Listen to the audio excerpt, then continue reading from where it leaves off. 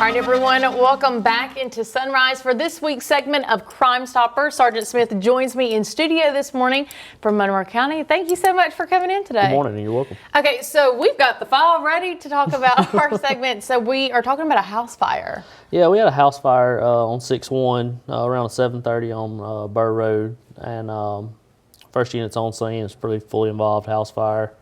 We're kind of brought in on it just to see if what happened on with where it started at and stuff, and just don't really have anything to go on right now with it. So we're kind of looking for a little bit of help and tips if anybody's seen. Nobody's lived in the house for about a month, so trying to find out a little more information on maybe what started, if anybody been seen around the residence or anything like that. Now, with you being a volunteer firefighter as well, how difficult is it to go back and kind of trace the steps of a fire when it comes to a building?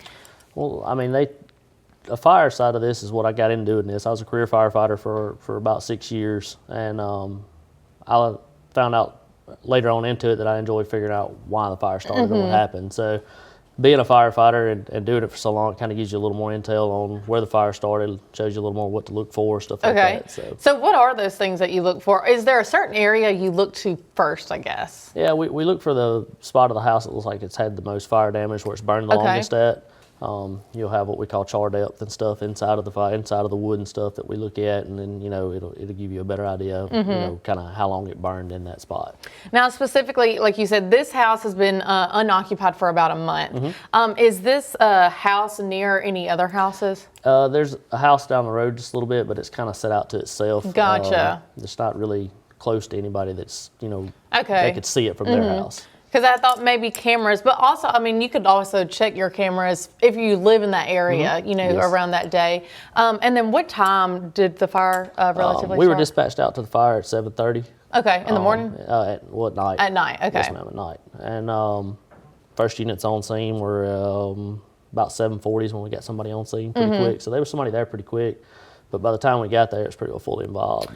Now, I do have a question. So let's just say said individual maybe accidentally started a fire.